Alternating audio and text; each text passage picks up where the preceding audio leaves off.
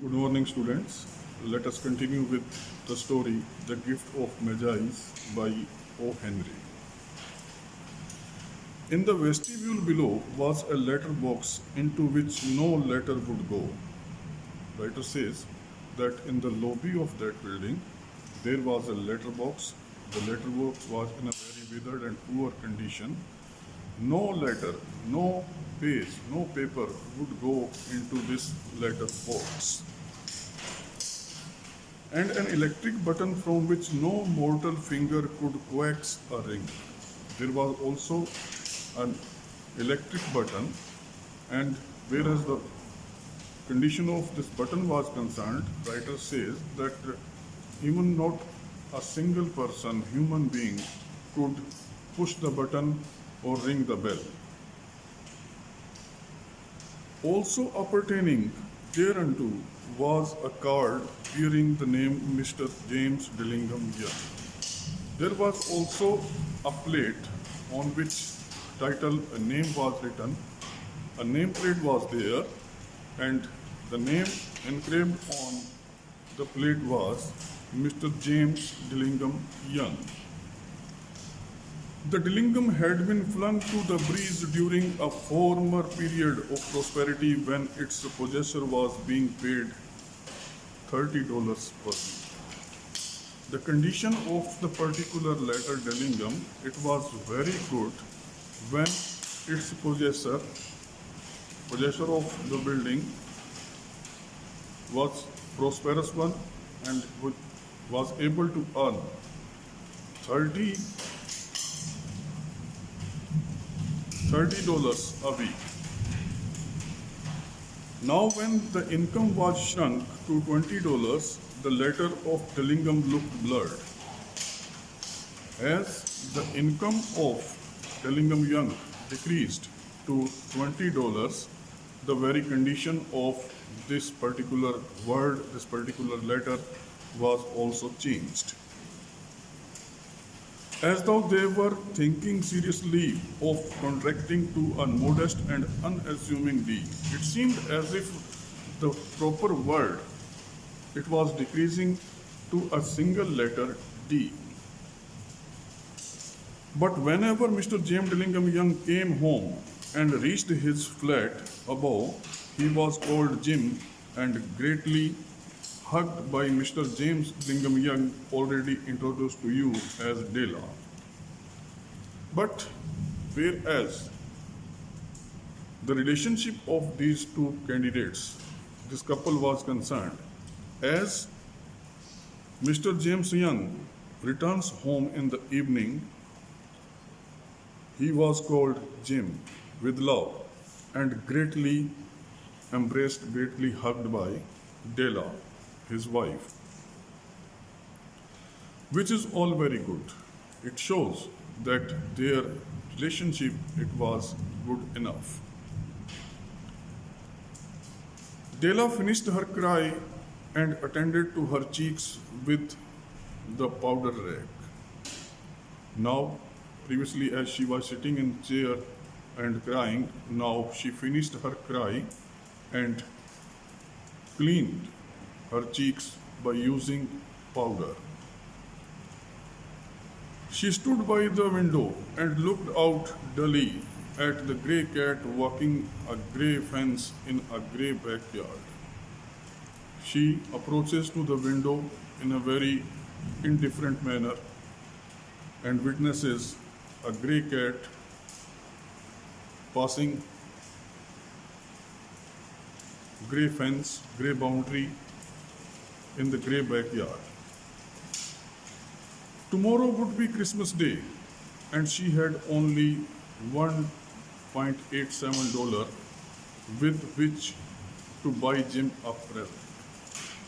Still, the same thought is there, running there in the mind of Dela, that tomorrow is going to be Christmas Day, and she was having $1.87 with which she was to purchase a gift for Jim. She had been saving every penny she could for months with this result. She had been saving every penny since months, and as a result of this saving, she could save only $1.87.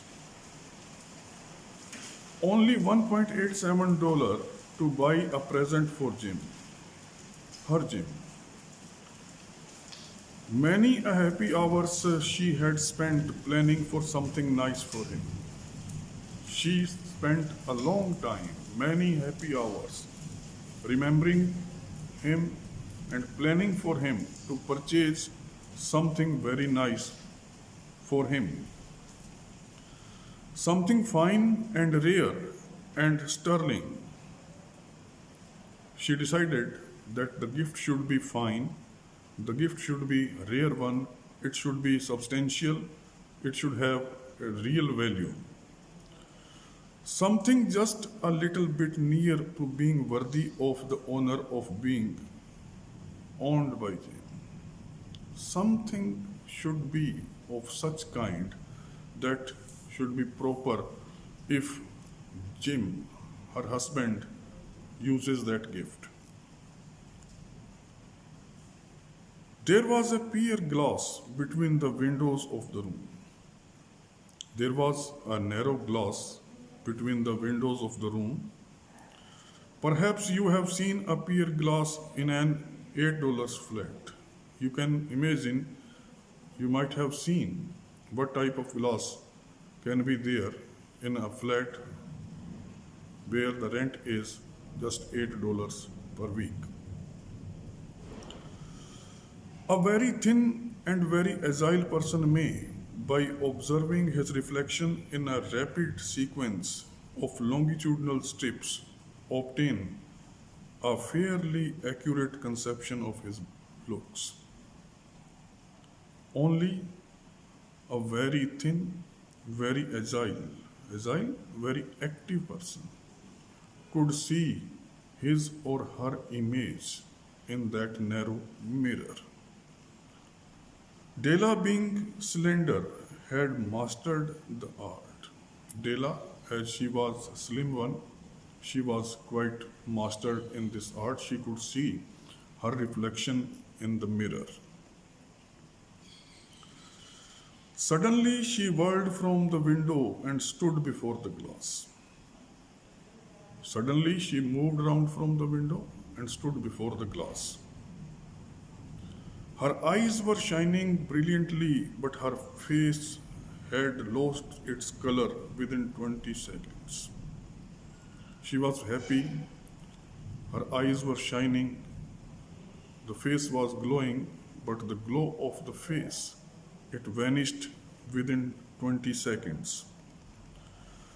Rapidly, she pulled down her hair and let it fall to its full length. In a speedy manner, she unrolled her hair and let them fall down full length. Now there were two possessions of James Dillingham Young's in which they both took a mighty pride. Writer says that whereas this family is concerned, this couple is concerned, they were having two possessions, two things of which they could feel pride. One was Jim's gold watch that had been his father's and his grandfather. Out of two possessions, one was a golden watch of Jim. Previously, it belonged to his father and grandfather. Other was Della's hair. Other possession of the family was beautiful hair of Della. Had the Queen of Sheba lived in the flat across the air shaft, Della would have let her hair hang out the window some day to dry, just to depreciate her. Had the Queen of Sheba, Queen of South Africa, Had she lived there, in the adjoining building of this couple, someday Della would have opened her ear just to dry them. And even that queen, even that queen would have envied after looking at such beautiful hair.